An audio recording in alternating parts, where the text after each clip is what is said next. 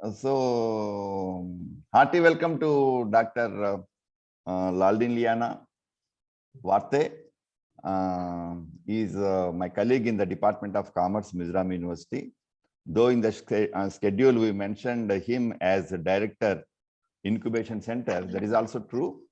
Director Incubation Center, and Professor Bhartendu Singh, he will provide some more details about the speaker, and this session and next session will be handled by my own colleagues in the department. And so hearty welcome, Dr. Laldinliana. Thank you, sir. To this online session, and he's associate professor in the department. And over to Dr. Bhartendu Singh.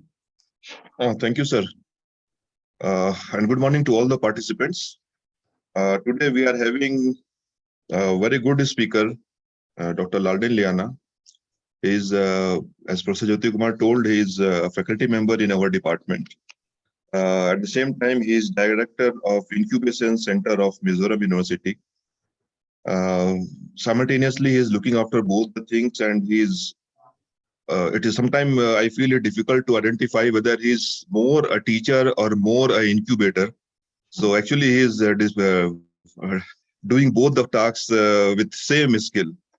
And if I tell him about his earlier associations, so earlier he has worked for SIRD for about 3 years. He was assistant director there and core faculty.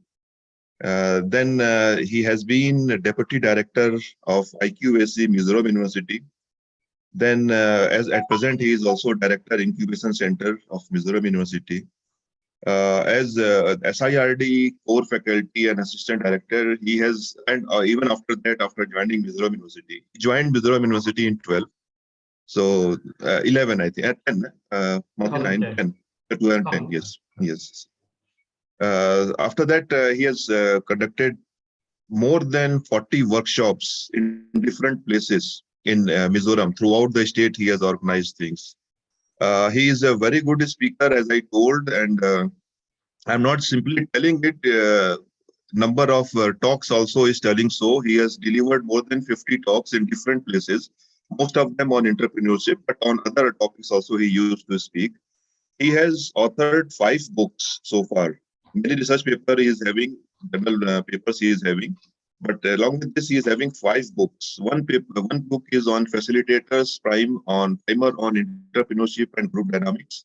One book is on accounting procedures for rural development establishments. The third one is consumer behavior in travel economy.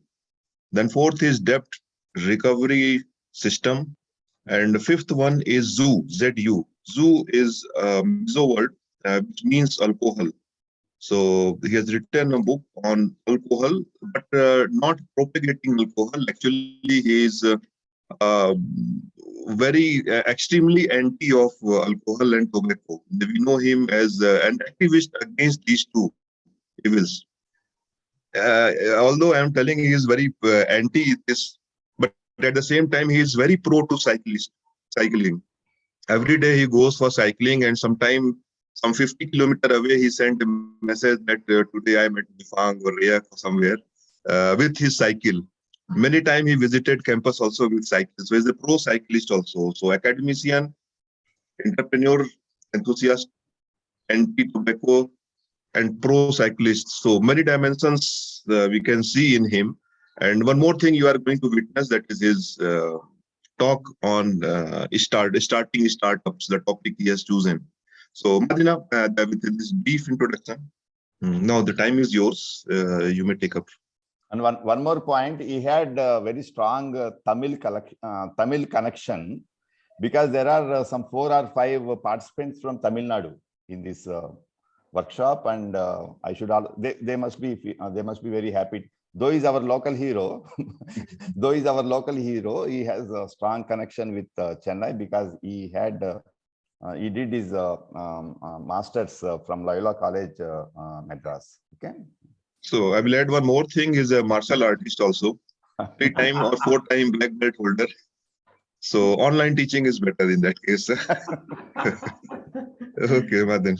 Yes, sir. Thank you. And I think those introductions are, it's making me feel shy But anyway, I will start to take my classes, and I hope after the end of the session, we can have some more discussion regarding what is all about entrepreneurship, what is all about startup, and especially what is the function of incubations and accelerators, which is quite prevalent and quite, popular during these days.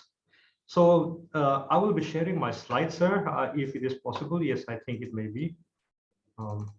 Yes, coming. Yes, sir. Yes, yes. Go full screen. That's I can go full screen. Yes. yes, yes. All right. So This is not first. No? This is third slide. okay, my Okay. screen is showing the first one. Okay, but I'm seeing third one. Okay, what to do? Just 1 minute, sir. Go to first and then share screen. Okay. Now is it showing which one, sir? Still same third screen only. All right. Startup development phase. Okay, let me again redo it.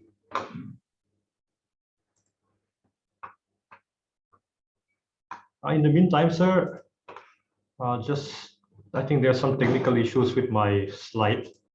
I mean, my system, but I will just just 1 minute, sir. Okay. It is hanging.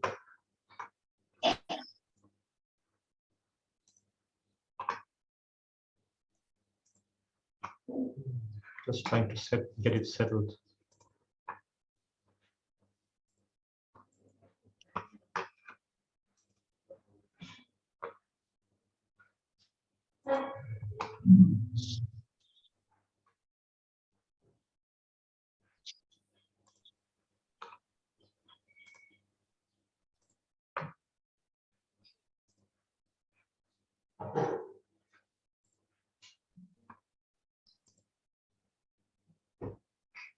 Now, Yes. Now first. Yes, sir. It Now is now first one. Yes, sir. Should I go full screen or should I just have it like this? Better go full screen if possible. Still first screen? It's still first screen, but not full screen. Now it's full screen in my place. Okay, something is wrong. Anyway, continue. All right, sir.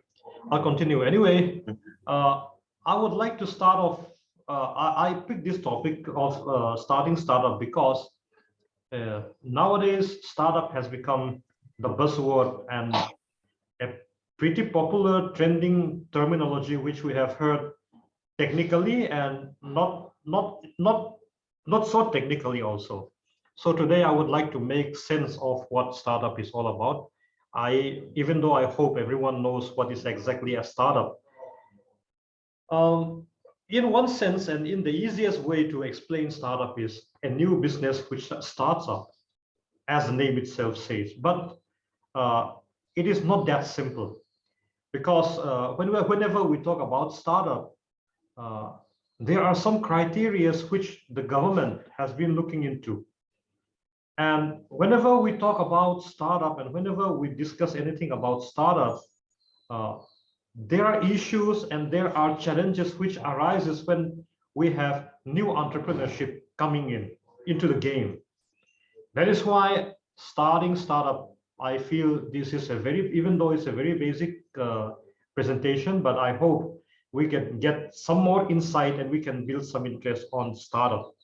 And the government and the ministry itself of education itself, education industry as a whole, they have been looking into startup as something which is lucrative and something which is an area which needs to be built up, so much so that every university has been strongly emphasized to build up a startup policy within the university institution itself. Our university is yet to come up with the startup policy, which we are supposed to implement in our university.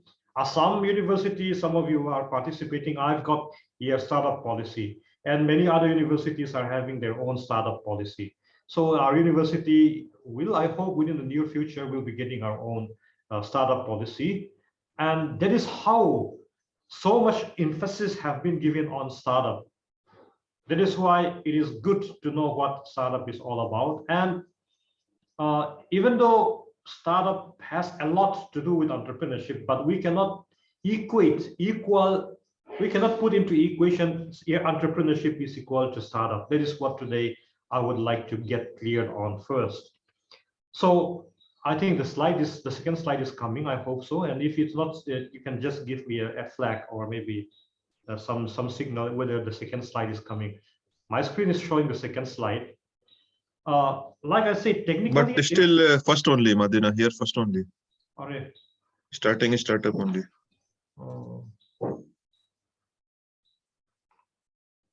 Maybe I should not go full screen, sir. No, it was not full screen also. Okay. Anyway, try once again. Otherwise, share slide with me. I will reflect from here. Yes, sir. I think this second now, yes. Second now. So I'll put it like this, sir. I think this is okay. better. Okay. Okay. So how do we define a startup? Like I said, a new business which comes up, but that actually doesn't really get the whole ballpark into the view. So there are around 4 or 5 criteria which a new business or a new venture can qualify to be a startup.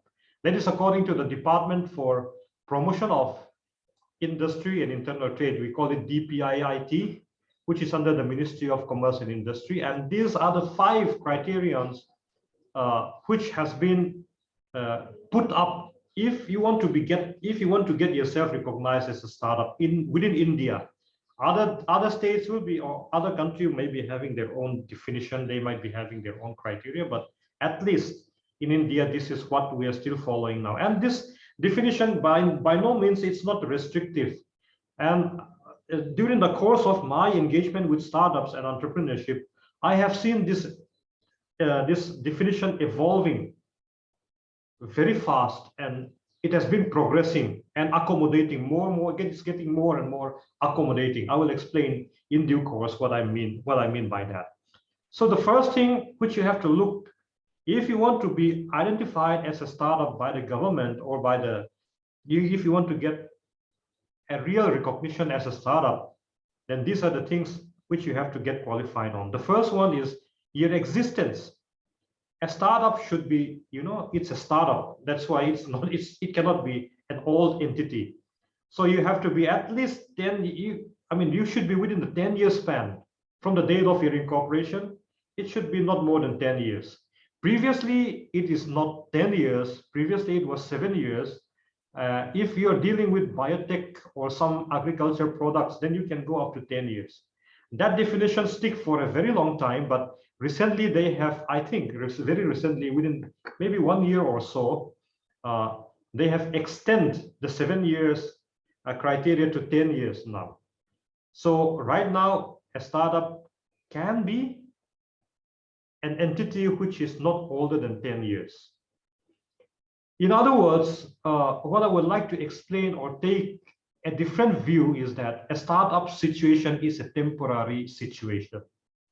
What do I mean by a temporary situation? See, you cannot remain a startup forever. That is very important.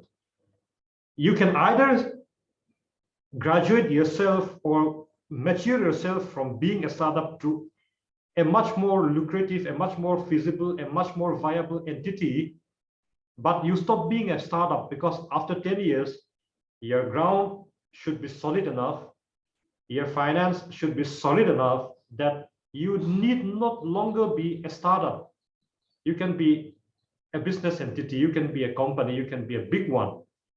But like I said, either you graduate yourself from being, you mature yourself from being a startup, or after 10 years, who knows, if your business is not doing well, you already expired yourself as a business, a venture. So that is why being a startup is a temporary state. You have only 10 years opportunity to be a startup. Beyond that, you either have your business or either you have already died off. So that is the situation which the Ministry of Commerce and Trade, Commerce and Industry is looking into as a startup. Any venture cannot be a startup, but a startup has to be within the 10 years gap. That is according to the definition of the ministry. And the second thing is the entity. What kind of organization you are having. Sole proprietorship, according to the government definition, cannot qualify for a startup. I will explain this in due course. Previously, at the beginning, the definition is much more narrower. They used to say that a startup has to be at least a private limited company, period. That's it. But then after a while, that definition, the organization accommodation came a little bit more accommodating. They accommodate the limited liability partnership, the NLP. They said, all right, now we can have private limited company with limited liability partnership. Limited liability partnership is a crossbreed between partnership, ordinary partnership firm and a company. It stands in between, but it is a little bit nearer towards the private limited company entity. Because to be a limited liability partnership, you have to get the registration and recognition from the Ministry of Corporate Affairs. That is why I'm saying the limited liability partnership is much closer towards the PLC, the private limited company. But even then, it's a crossbreed. It took some features from the partnership firm, and it took some features from the company form of business, and a new organization starts off as an LLP. Then again, this accommodation of organization came a little bit more accommodating. Now it has included the ordinary partnership firm registered under the Indian Partnership Act. So what do we have now? At the lowest, step, we have the partnership firm, then we have the LLP, then after that we have the PLC, the private limited company. These three entities can be defined as a startup according to the Ministry of Commerce and Industry. Like I said, sole proprietorship doesn't come into picture as of now. Even though we have so many sole proprietors running businesses, but according to the ministry, and in order to avail the benefits of startup subsidies and startup schemes and policies, a single proprietorship organization cannot go for startup status. That is as of now. And there are some logic behind this also, because if you're going to be a startup, it is always good actually to have your equity on your hands, which you can share to get funding. That is why at the beginning, whenever we define startup, it always points towards the limited partner, the private limited company, the PLCs. That is why PLCs are always favored by the ministry to be a startup, because they offer equity so that they can get funding. But then not all business organizations would want to be there, registered as a company. They want to, some of them wants to be LLP, limited liability partnership. And even some of them still would like to retain themselves as a firm, a simple firm without much complications. So I think that is why the accommodation goes a little bit more accommodating, like I said, from the private limited company, then it starts to accommodate the limited liability partnership. Now it has gone up to the partnership firms.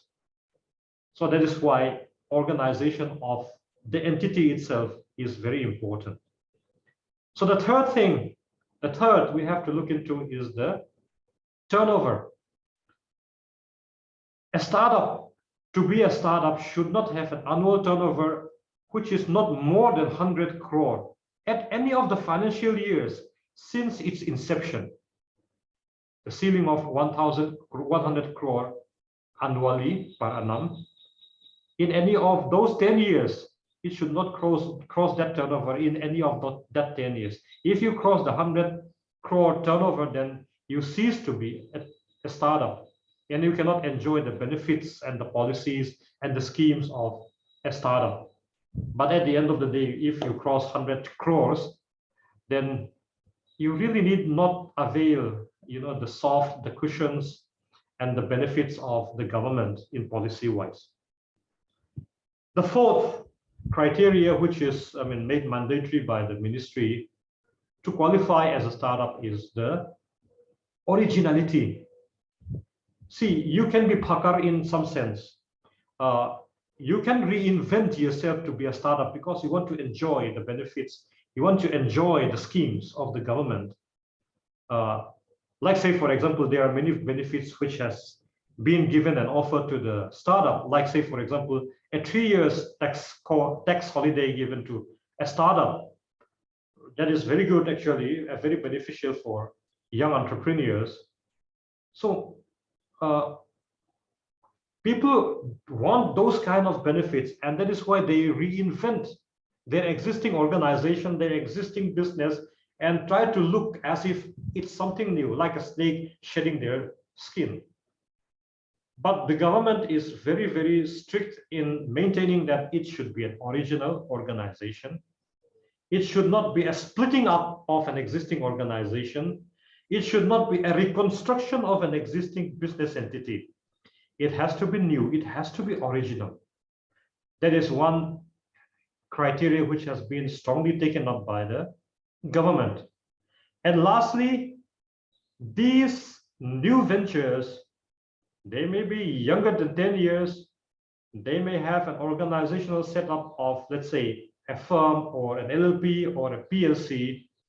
They don't have a turnover more than 100 crores per year since its years of inception.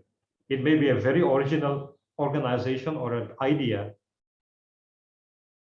The main thing which a startup has to look into is the development of a product or an improvement of a product. In other words, we call it innovation. This is a point where I would like to stay a little bit longer, because whenever we talk about innovation, it is always good to define what is innovation. Before I start off with innovation, I would like to have a little small talk on creativity. See, whenever we talk about new things, novel ideas, new products, in other words, we are dealing with creativity. In other words, we are dealing with innovations.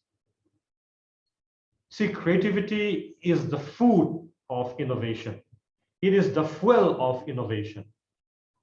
In other words, innovation can be defined as practical creativity. But what is creativity? Creativity can be defined in so many ways. Like I said, it can be something which is new, a new idea, a new process. It can be something, a new service. But creativity, in all sense, it can not always be a practical situation. Whenever we talk about creativity, it can be something which is so bizarre that it cannot even be implemented. Say, for example, if you look at Mizoram, sometimes we get a problem in power. And I can creatively think that we need nuclear power because it's quite new and it may be creative, but then it may not be innovative because it is not practical for Mizoram as of now. All right. So whenever we talk about creativity, it's something which we bring and we think something which is new. It can be so bizarre. It can be so fascinating. It can be interesting. But at the end of the day, something to be qualified as an innovation needs to qualify some criteria.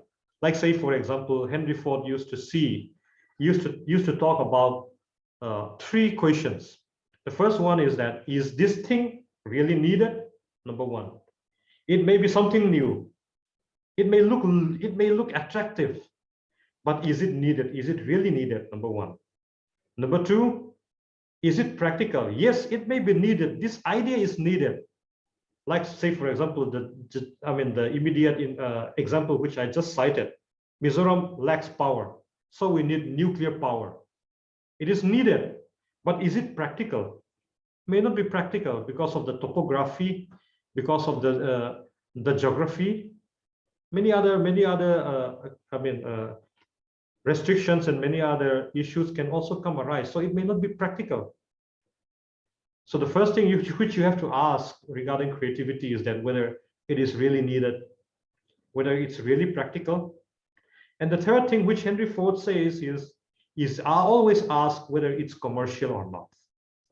It may be needed, it may be practical, but is it commercial?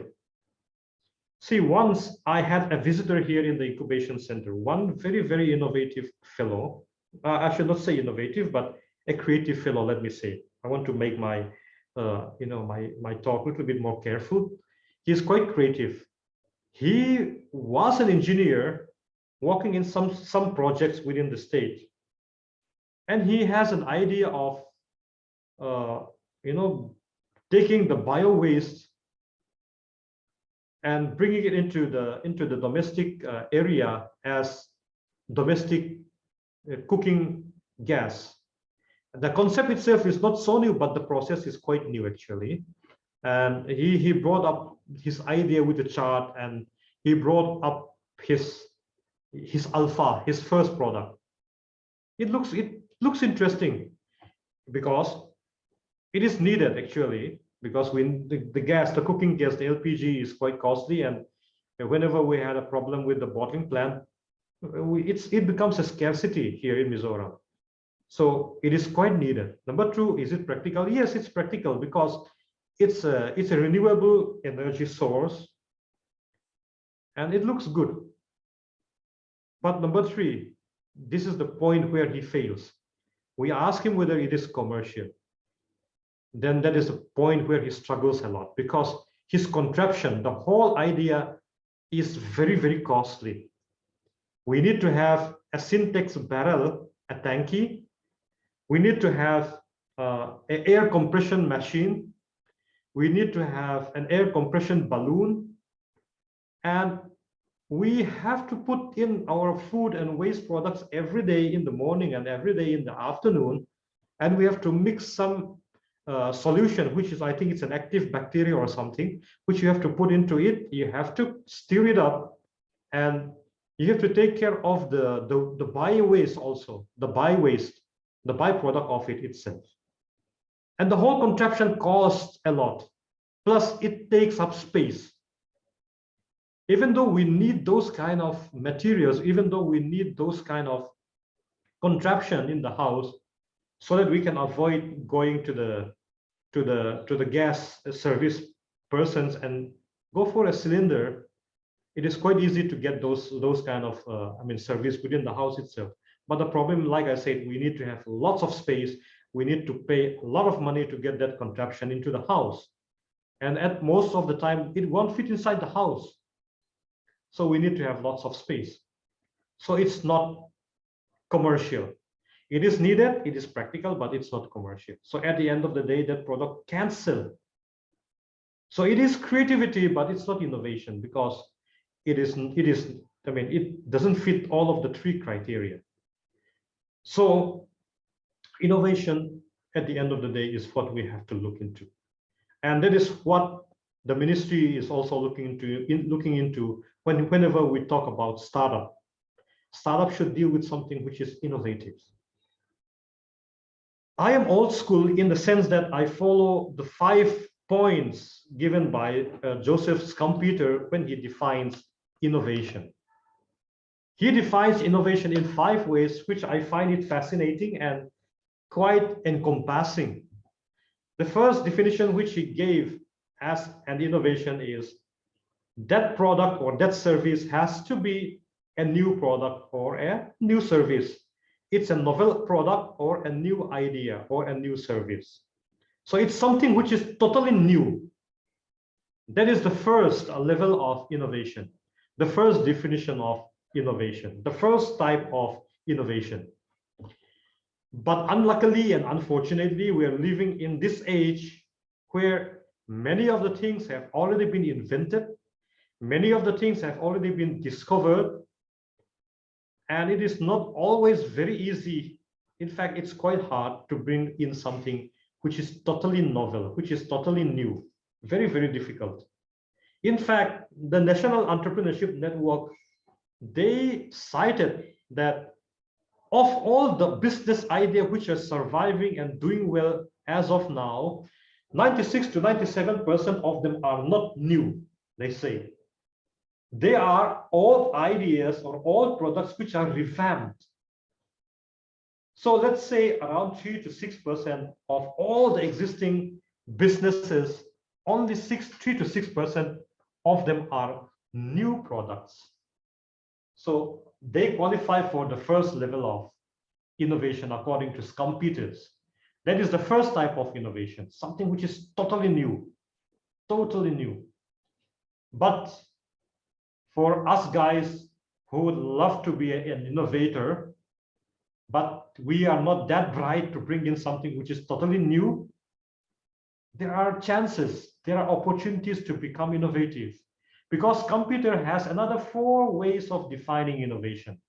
The first one, like I said, new product, but that is for someone who are special or who can think very, very innovatively, that they bring out something totally new.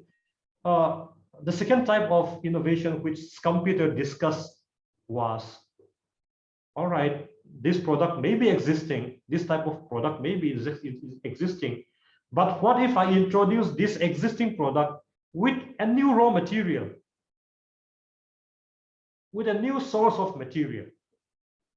Say, for example, I am having a mouse here, and this mouse is made of plastic.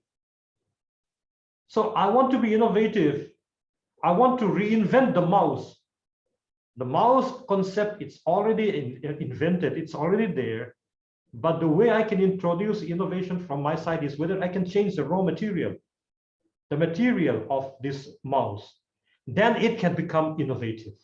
Suppose if I use a fiber, a carbon fiber in making of this mouse, it will be much lighter, maybe a little bit costlier, but it will be lighter and be easier on the hands. Then it become an innovation. An old mouse with a new material, then it become an innovation. The idea itself is already existing, but the raw material, it's something new which has never been used. So it becomes an innovation. That's the second type of innovation which computer used to define innovation.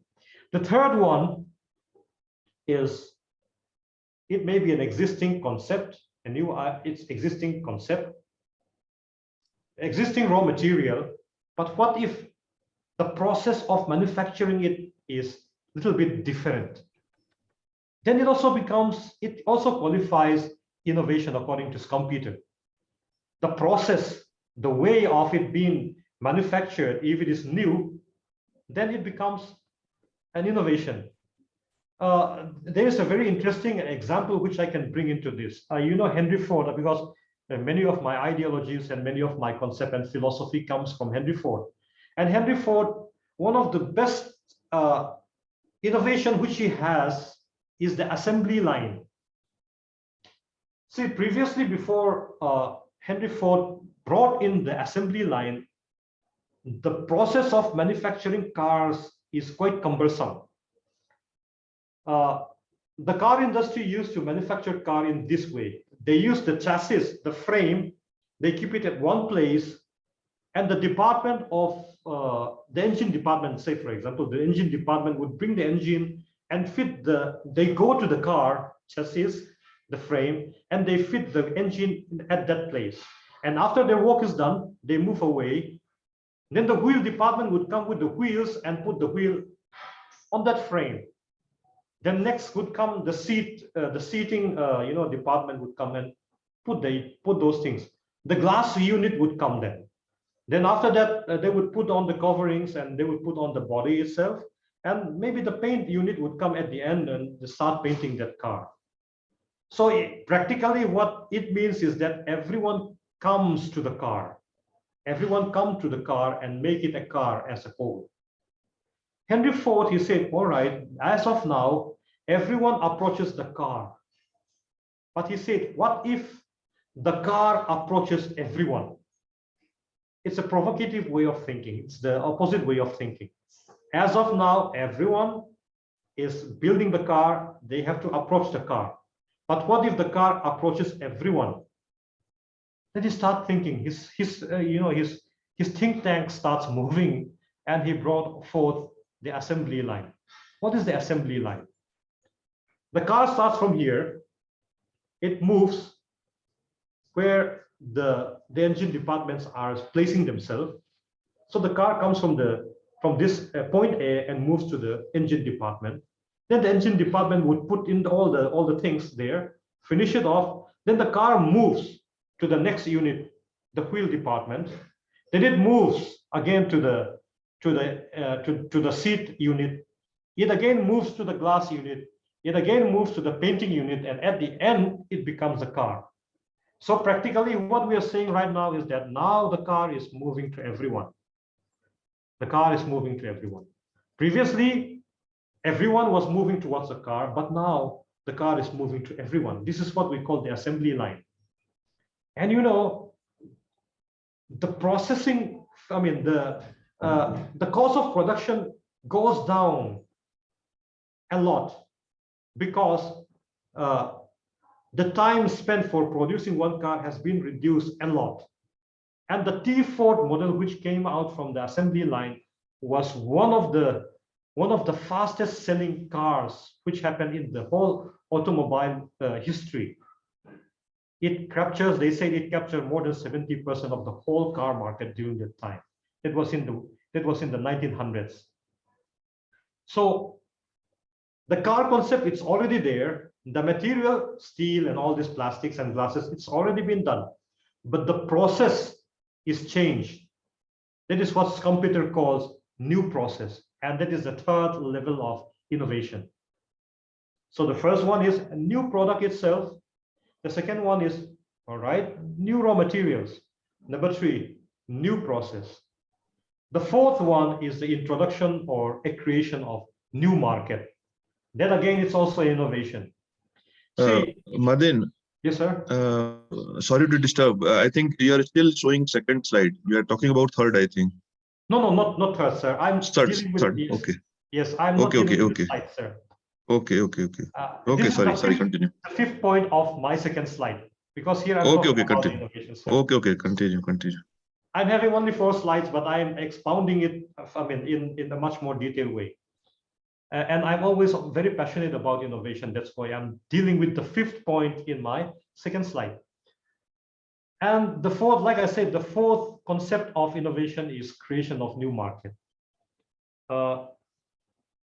We are generation Y, I think, because late 70s and early 80s, we are the generation Y.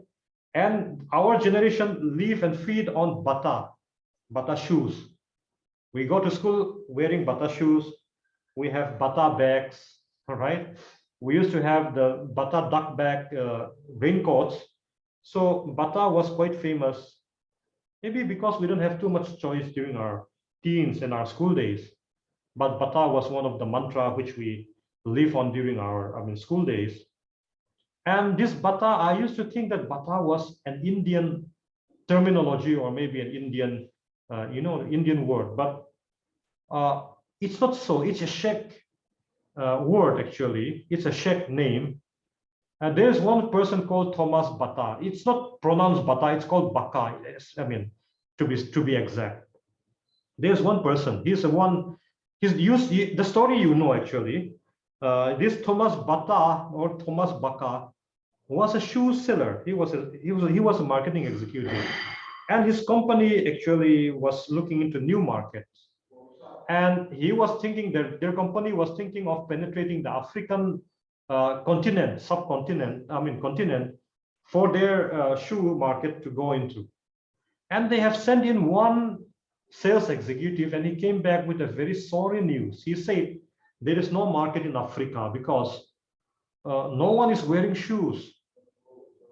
Then Thomas Baka, he went to that same place, observed the same scenario. He said he came back home and he said there's an ample size of market because no one is wearing shoes there, and there's lots of chance and opportunity to sell shoes.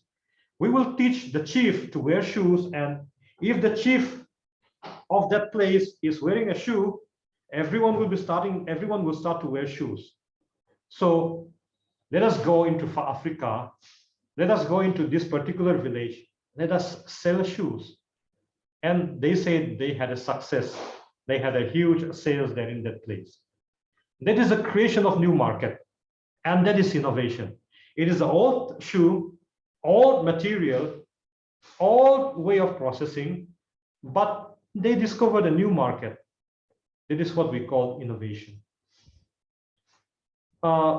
Say, for example, in Mizoram, we were not very acquainted with herbal and Ayurvedic products in the late 90s, or maybe in the beginning of the millennium, the beginning of the 2000s. But in 2005, there was an introduction of Ayurvedic medicines and Ayurvedic products at a larger scale in Mizoram. There was a Himalaya drugstore opening there in Missionve, the first one in the Northeast in that time. It was an old product, old raw material, old process, old science, ancient science, but a new market happened in Mizoram. It is innovation. So how you define innovation is the way you look into, the way you can search for new product, new market. Then it also can become an innovation according to Scumpeter. But the fifth one, which Scumpeter defines as innovation, a little bit debatable, but anyway, it has made up his fifth point. That is the creation or destruction of monopoly. Creation and destruction of monopoly. It is innovation. That is what he said. But a little bit difficult to, like I said, to take it into the innovation scenario. Before I joined the university, like I said, I was with the SIRD.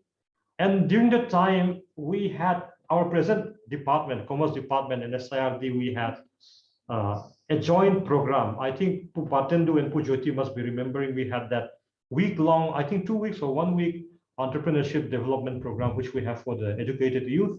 And during the time, there's one thing which I still remember, given by the talk by the late, very much loved Ghosh, S.K. Ghosh. I still remember his lecture, and he was talking about how Mizoram or Aizawl was when he came the first time here in Aizawl. He said during his beginning of his life here in Aizawl, he said from Zarkot to Tsalmari, there was not much of a shop there, he said. I still remember his talk. Then he said, then one shop came up, an electric parts shop, where they sell electric parts. One shop happened there in between Tsalmari to Zarkot, that maybe 1 kilometer distance. Then that person was doing well, he said. Then what happened is that the neighbor of that person who opened that shop, he opened the same similar shop that at that place between Zarkot and Tsalmari, the same type of shop, electric parts shop. Then the third person came, opened the same type of shop. The fourth one also came, the fifth and the sixth. So why I'm taking into this, taking this scenario here is because at one instance, I want to just talk about S.K. Ghosh. But the main thing is that his talk was important because previously there was a monopoly in that place. Only one shop selling electric parts. He was monopolizing that area in that type of product. It was innovation, actually, because he was creating innovation. He was creating monopoly. That is why that place, no one ever sell electric parts in that place. And he had a monopoly of that particular product in that place. So it's innovation. But then the second person came with the second product. He also is innovative because he destroys the existing monopoly and he also starts playing into that game. So he pulled in some of the shares, the market share of that person, and he took some of the customers and he destroys monopoly. Scumpeter said that is also innovation. If you look into India scenario, You can even see that in a bigger picture, like say, for example, the airline industry. Previously, we have only the government running the airplanes, but then we have private players coming, Kingfishers. Previously, it was a monopoly, but Kingfisher came, same plane, same raw material, same way of processing, same market, but then it destroys the monopoly. So it's innovation. Scumpeter, he said those are innovations. So let me just recap. The first one of innovation, the first type of innovation is a new product. The second type of innovation is new raw material and new process, then creation of new market. And the number three, creation or destruction of a monopoly. So those are the 5 points of innovation framed out by Scumpeter. Like I said, I'm old school and I love this definition. So coming back to my slide, whenever we talk about startup, they have to deal with innovation. Because unless and until you bring out something innovative, it is not sustaining, it's not sustainable. And it won't penetrate the market because you'll be chasing, because say, for example, you can just visualize the business scenario. If you say that you're going into a business, and if you're doing a business which is totally similar to the existing businesses, then those persons who are already in that game have already been running. I mean, they have already had a few years of head start, to say the least. Right? But if you're not innovative, that means you're going to chase them from behind, and it's always very difficult to close up the gap. So it's very difficult for everyone. It's very difficult for, a latecomer to track inside and chase the existing forerunners. Success would evade us a lot during that time.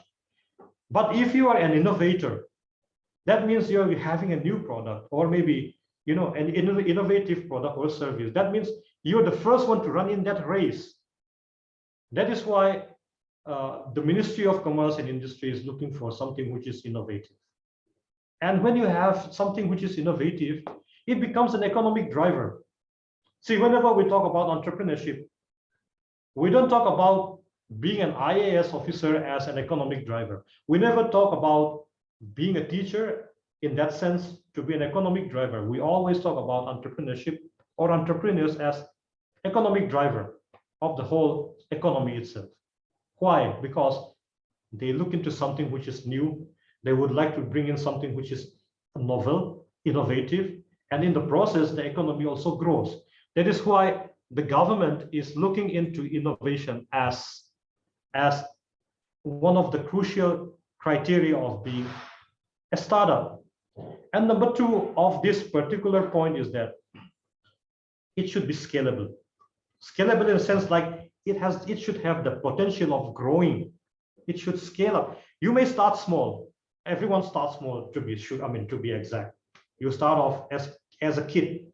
You start off as a baby who cannot do anything. But at the end of the day, or maybe at your pinnacle, you have become someone who is strong, someone who is important, someone who is, someone actually. So if your business cannot grow, doesn't have the potential of growing, then it cannot be, we shouldn't say it's a startup. That is what the government is saying. So these 5 points as of now, number one, your existence or your age is important. You should not be older than 10 years. Number two, your organization is important.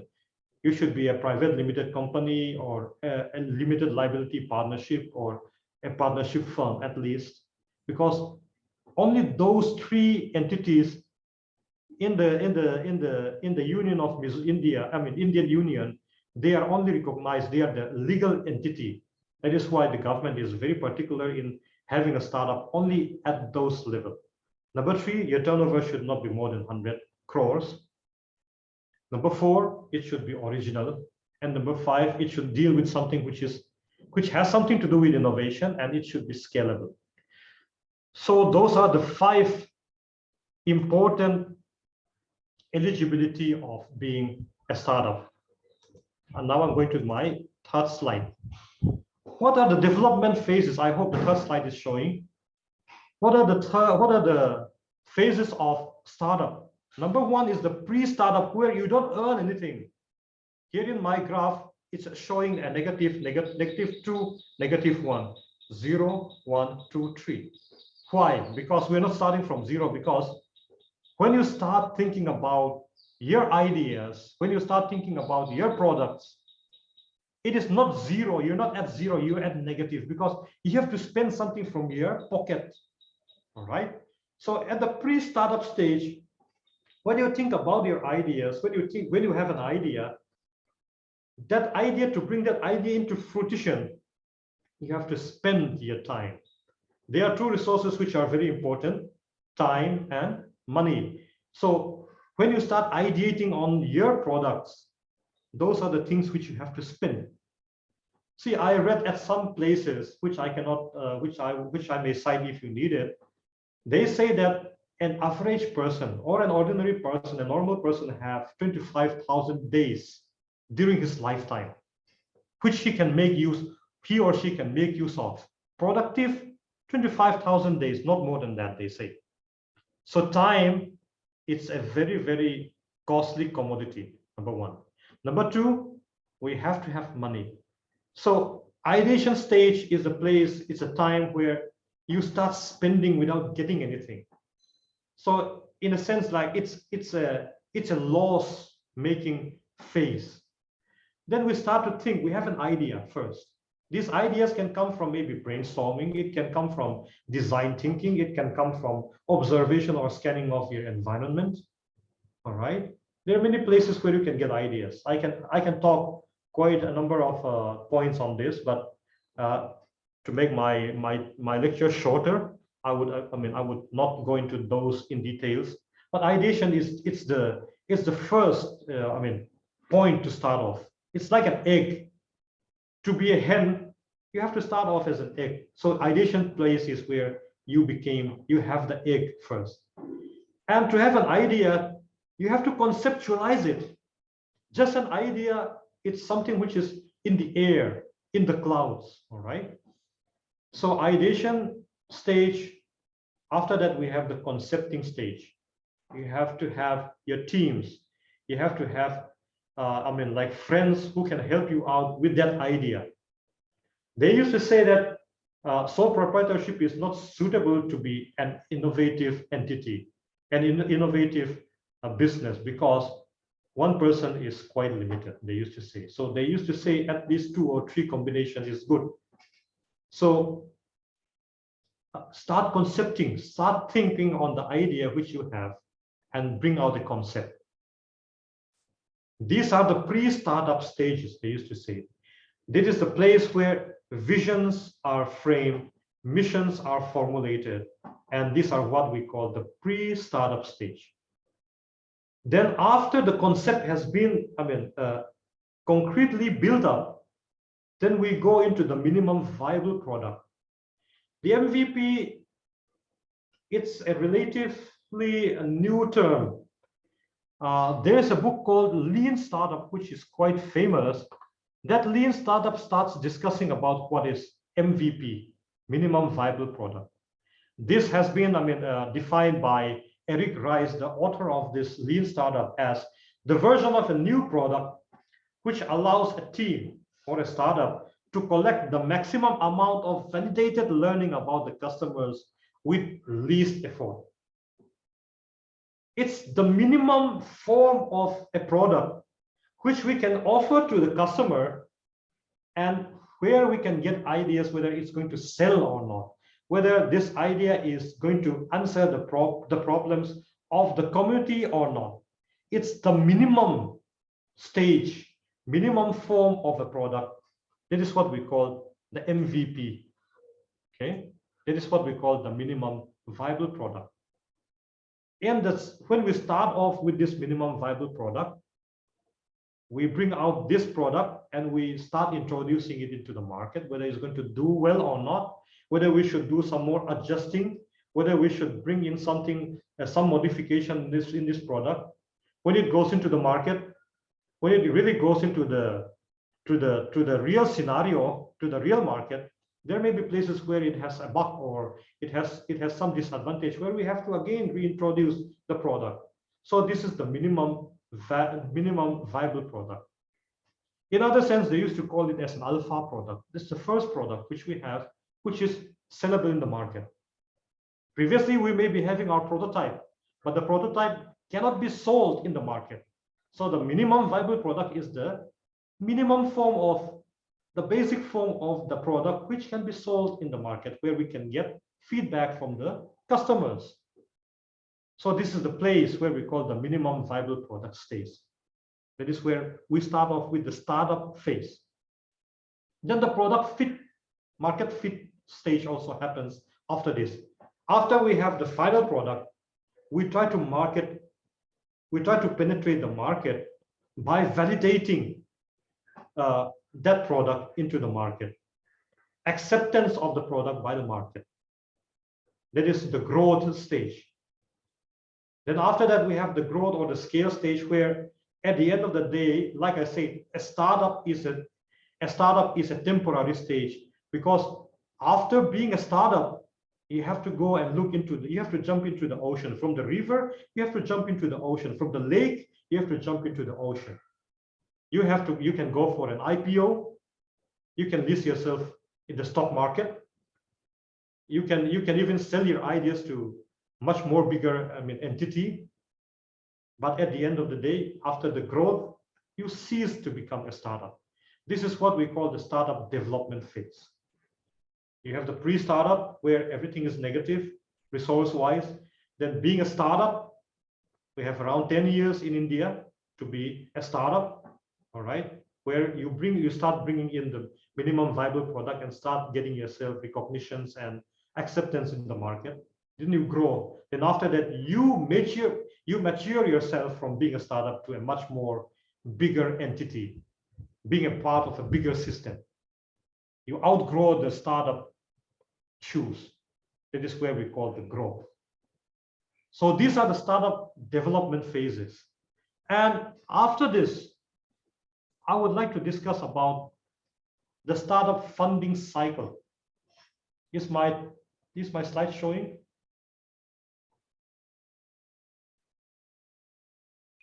The startup funding cycle. Yes, sir. Yes, sir. Thank you. Then. Yes. Yes, sir. Now, startup funding cycle.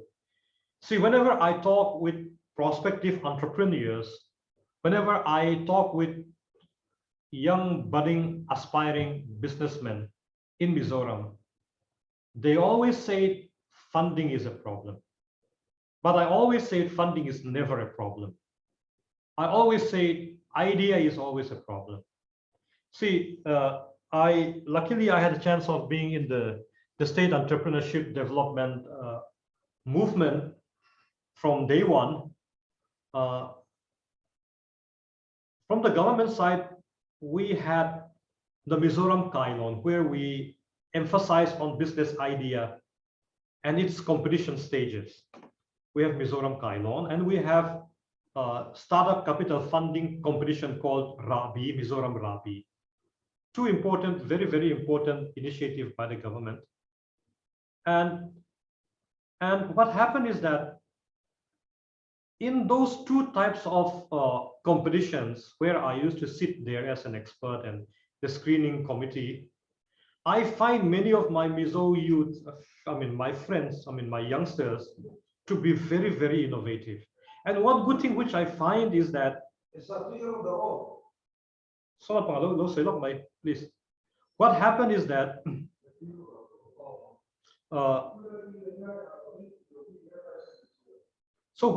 that when you have an idea and they come and showcase their ideas to the jury, where bankers are also sitting. Say, for example, we have panel members from the Mizoram Cooperative Apex Bank. We have members from Mizoram Rural Bank. We have members from the Mizoram branch of Netfee. We have some from SBI. All of them are serving as panel members for selection of the winners in those competitions. And what I find is that when these youngsters with innovative ideas, creative mind thinking skills, whenever they make the presentation, these bankers are always sitting at the edge of their chairs. And at the end of their presentation, these bankers, I mean, surprisingly, they used to say, "Come to my bank tomorrow. We will give you money." At the snap of the finger, at that place.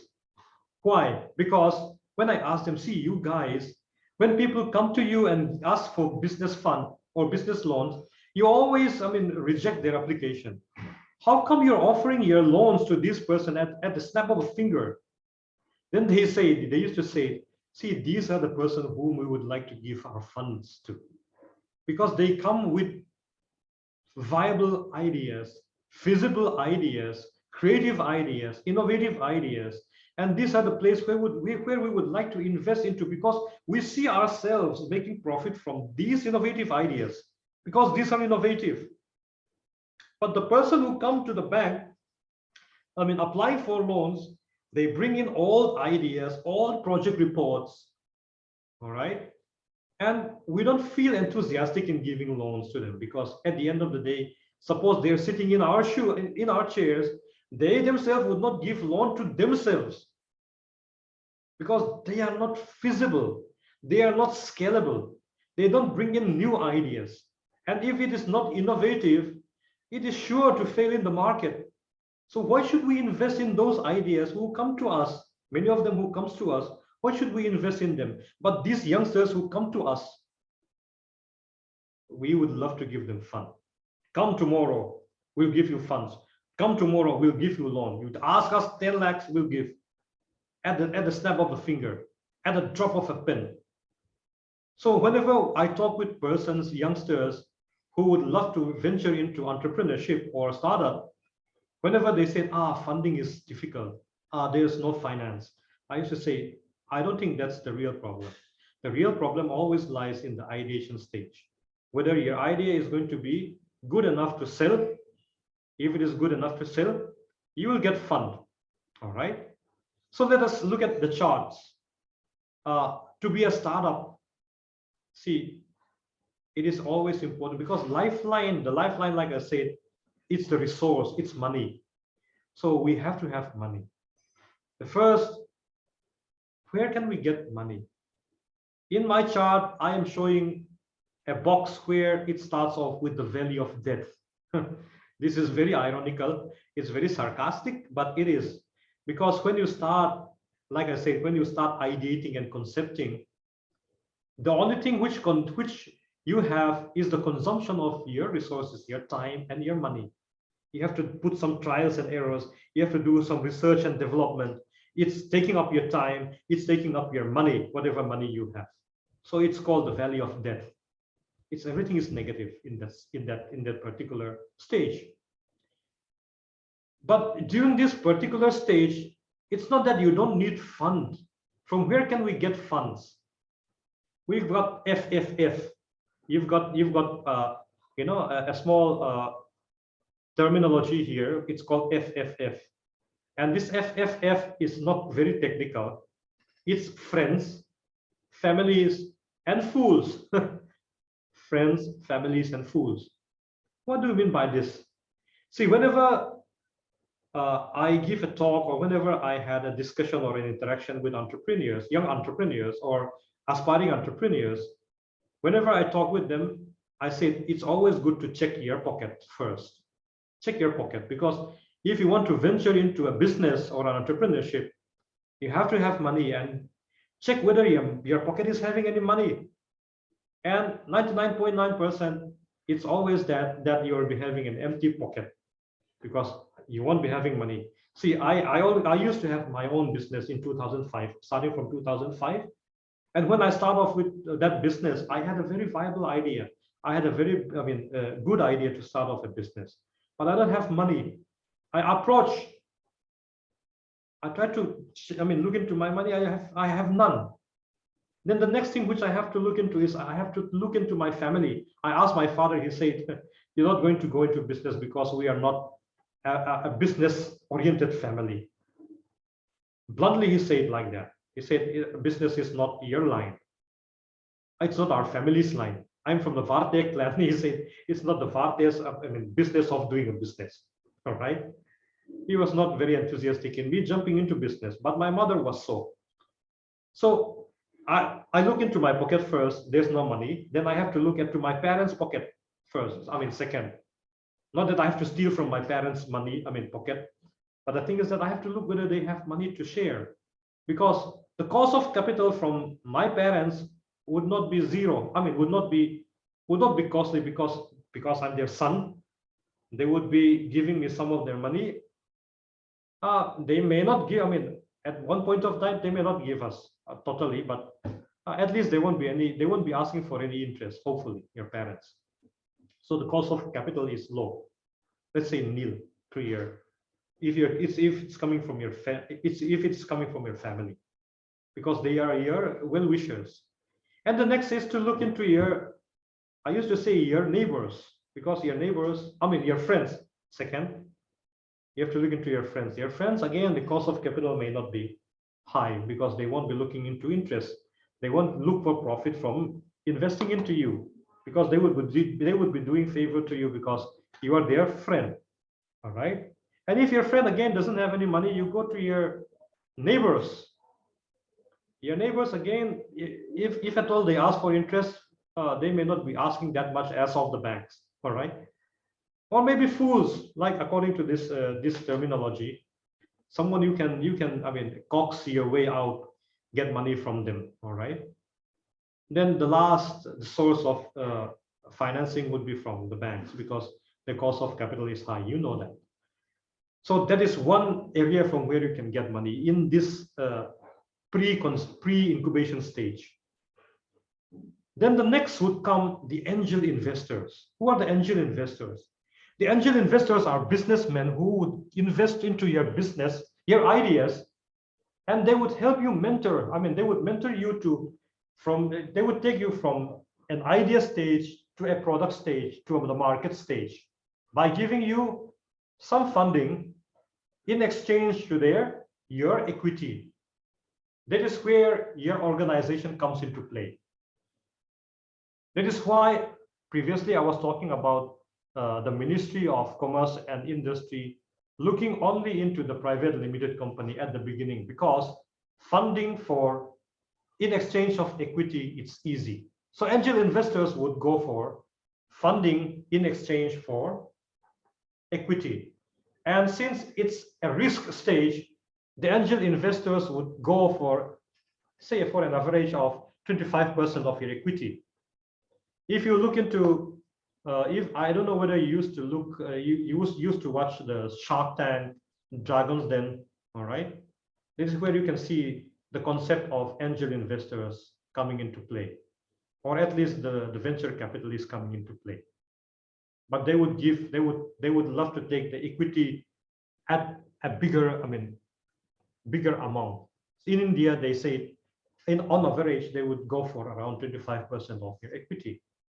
There you start to have your seed capital. Then you start to have your products. Then after you had your minimum viable product, you start penetrating the market. The first stage, maybe the second stage, maybe you go on the third stage, at the mezzanine stage. All right, that is where you start maturing yourself as a startup. During this time, you have so many other options, like the venture capitalists, the venture funds. They will look into your business. Your business is doing good in the market, so let us have some of your equity and we will give you some funds, venture funds. And these venture capitalists would not talk in terms of lakhs. They would talk in terms of crores at many times. So in a span of some time during the startup time, these venture capitalists would come into play. Or there can be some acquisitions and mergers or strategic alliances with other startups. So there are funding apart and beyond banks. So these are what we call the startup funding cycle. At the valley of death, where you do not get any revenue as of yet, no turnover, You get money from your friends, families, and fools, all right? Or maybe angel investors who would foresee into the future, looking at your business or your idea, which has the potential of being a viable product. And they would invest into you, get equity, and they would also give you some mentoring and hand-holding. Then after you penetrate, after you establish yourself as a startup, then you may be getting some venture fund if you need more money for expansion or for growth. Then venture capitalists would come into play. And we have acquisitions, mergers, and strategic alliances. Then after that, you stop being a startup.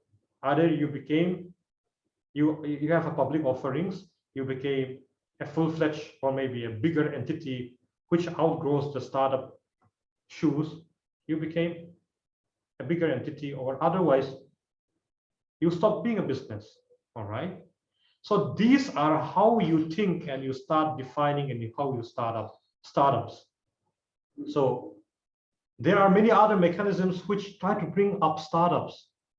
See, startup has been a kind of a buzzword in India from Modi's, our honorable Prime Minister's time. Previously, we don't hear much about startup. It was there from the 1970s in the States, and Startup America happened during Barack Obama's time, and startup happened during that time. Big trust, big big buzzword during that time. Startup America. When Modi came into power, I mean not power, into the seat of the the Prime Minister, he started to have that kind of vision. We were talking about entrepreneurship in the late 80s, the 90s, all right, 2000s. Our professor was telling that I was doing my postgraduate in Loyola. My specialization is on entrepreneurship.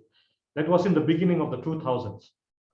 And when I start studying about entrepreneurship during that time, we never think entrepreneurship beyond self-employment or small-scale industry.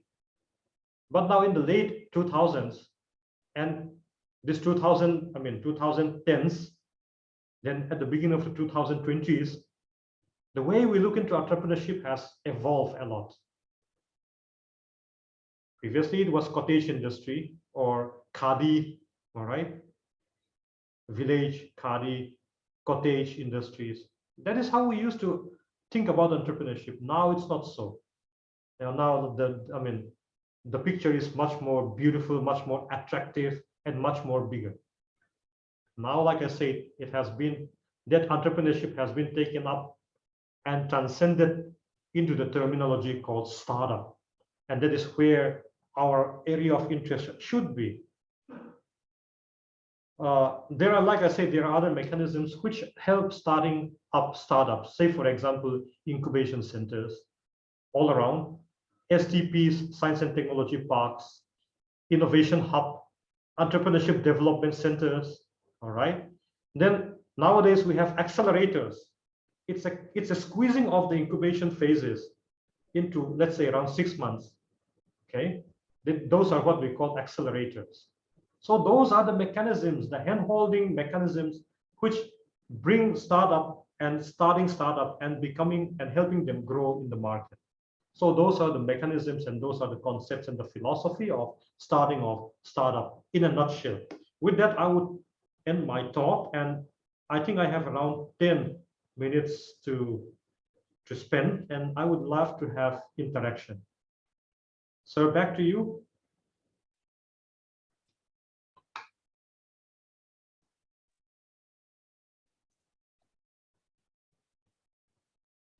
Thank you, Madina, for very interesting talk. So far, we are not having any question from the participant side. Now they will be putting up, I hope. But meanwhile, elaborate little more on FFF concept. Yes, sir. How to get funding from FFF? Fund FFF, like I said, it's a funny concept actually. It's like I said, friends, families, and fools. Fools. I don't know why they put fools, but it's not a very nice concept. But anyway, like I said, my concept of FFF is like this. First, look into my pocket first. When I want to start a business, I would have to look into my pocket first. What kind of resource do I have? number one. If I don't have any money, then I would go for my parents' pocket. Not that I'm going to check their pockets, but whether my parents are having any fund to share for me to start my own business. That is important because, like I said, there is no cost of capital when I borrow from my parents. Then the next would be the family members. Again, they are our well-wishers, and they would be giving us their money if they have any to spare. They would give us money at a, let's say, no cost of capital would be there. Then again, friends. Friends, again, they are benefactors, I mean, our well-wishers. They would say, if I have money, I'll give it to you for borrowing. And again, that would come with low cost of capital. Then after that, we have our neighbors. Then fools, I don't want to, I mean, expound much on fools because it looks as if we're going to cock someone out of their money. All right. But even though I would not claim my, my auntie as a fool, when I start off with my business, I don't have a collateral security to give to the bank to get a loan. So I asked my auntie whether she would be allowing me to get her LSC, her house, as a collateral security. She said yes. I call her a fool because many times I used to get some warnings from the bank. And sometimes during my course of business, I had some phases where my business is not doing good. So my auntie, she is, bless her heart, she's, she's a fool because she completely trusts me.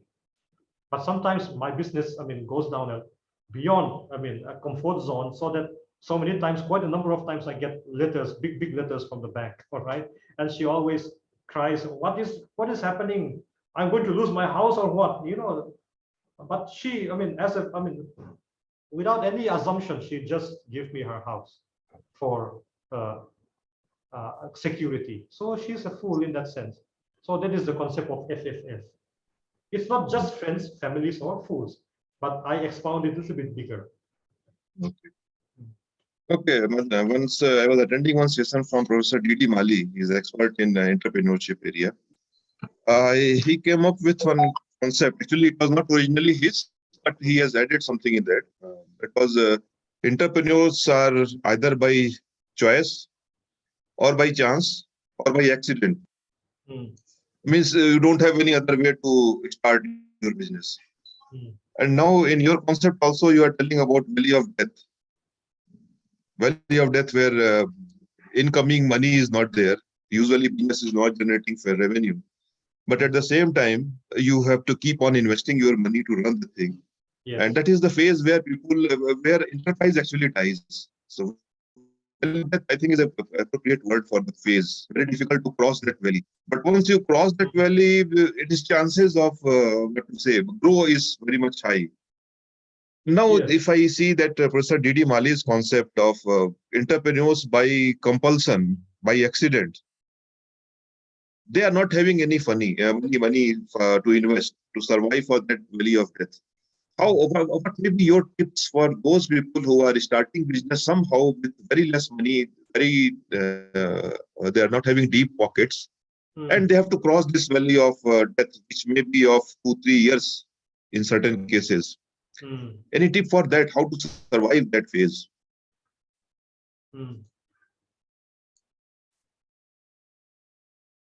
When there is no money, how to survive this phase? Because difficult to get money if you don't have your money of yourself. Parents are not helping, or they are not in position to help, and difficult to search for a fool also. So yes. So how to come out of this thing? Nowadays, I think there are quite a number of, like I said, mechanisms. Let's say, for example, I did not cover the government schemes and policies. Due to the fact that basically because I am looking at those kind as a support system. But the first thing which I always say is, like, if you have a very, very good idea, you can go to the entrepreneurship development centers, because the Ministry of this one, especially the National Science and Technology Entrepreneurship Development Board, they have started many entrepreneurship development centers at almost all through India. Even in Mizoram, we have, like I said, the incubation center, it's there. You can approach those kind of centers, those kind of facilitation centers. If you have ideas, good ideas, like I said, the fuel of entrepreneurship is idea. And if you don't have a viable idea, why jump into entrepreneurship? Go for clerical jobs or maybe other jobs. Entrepreneurship has to be, like I said, it has to come from an idea. If you don't have an idea, then you can have livelihood. You can earn something by by going for casual work. You can earn something, but entrepreneurship and startup, it is for those who can bring out ideas. But if you have idea, if you have good ideas, then again, like I said, I would like to emphasize more is that if you have a good idea, funding, I feel it's not a problem. You go to those EDCs, you go to incubation centers, I think they can help you out with the funding part. What is the procedure to approach incubation center, especially for your incubation center, and most probably same situation will be there for others also. So if I'm having an idea, just suppose I'm having a good idea, now how should I approach? Just come and go. I mean, physically, if you can go to the incubation center, just go there. Or if you look at their websites, I think most of the incubation center would be having interactive pages or maybe contact information. Then I think if you go there, I think it's very easy to get contact with incubation center, because incubation center, by the nature of their organization itself, you have to help someone. See, we have quite a number of interested persons coming in. We have right now, we have 24 incubatees, 3 of them from outside Mizoram. They are virtually incubated, like from West Bengal, we have from Nagaland, we have from Assam. Apart from that, I mean, we have many who used to come to our place and start, I mean, they came for advice. We always give advice, we always help them, but we don't incubate every one of them. We help every one of them. We even help them to get funding. Say, for example, just an example, I think, sir, you must be remembering our old student, Christina, and she came with an idea, and we told her that, see, you may not be fit for incubation center, but surely we will help you. Now she already got the funding from that fee. And now she just went to Delhi, she just came back. I'll be meeting her today, maybe in the afternoon. And see, she has an idea. It doesn't fit the incubation center's criteria, but we help. So if you have an idea, please come and approach the incubation center, we can help. Okay, as a director incubation center, how do you deal with issues of copyright and patents from new idea, and maybe the idea maybe having someone else already having patent on that idea? So how do you deal with this?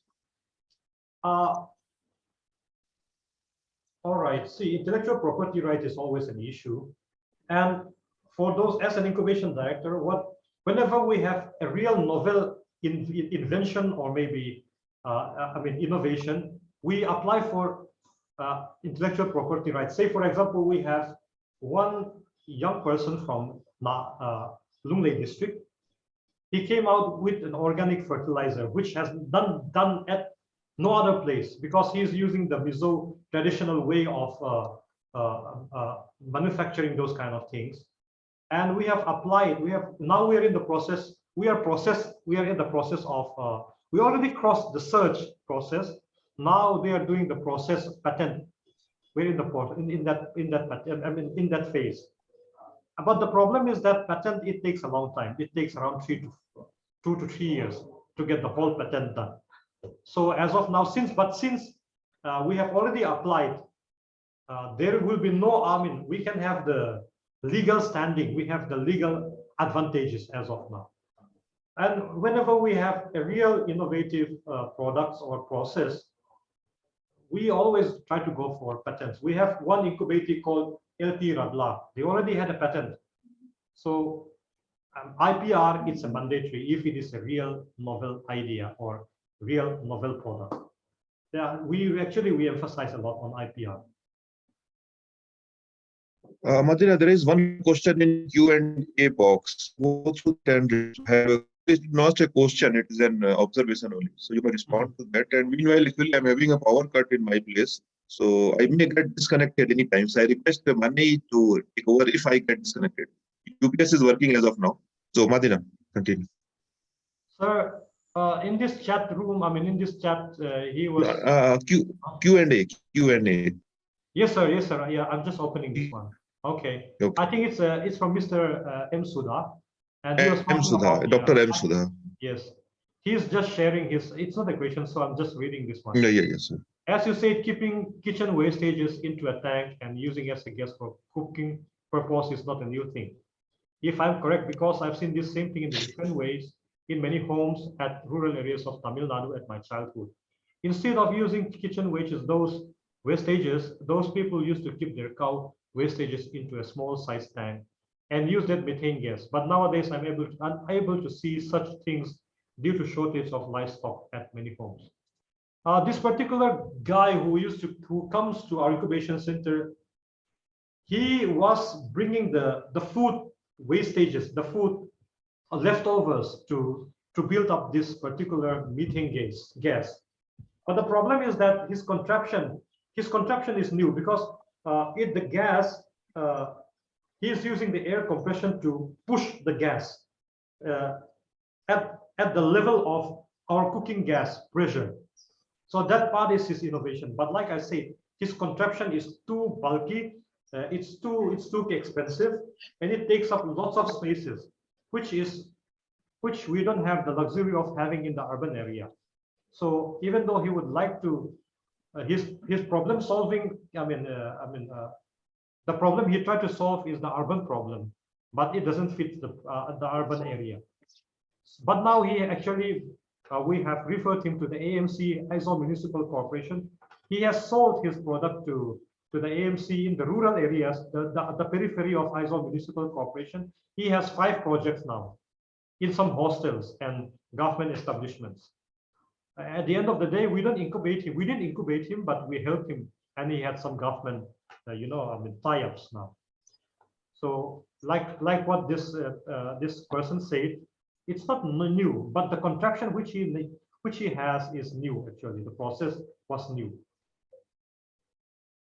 Okay, thanks, Madina. Our next speaker has already joined. So, on behalf of the department, although you are part of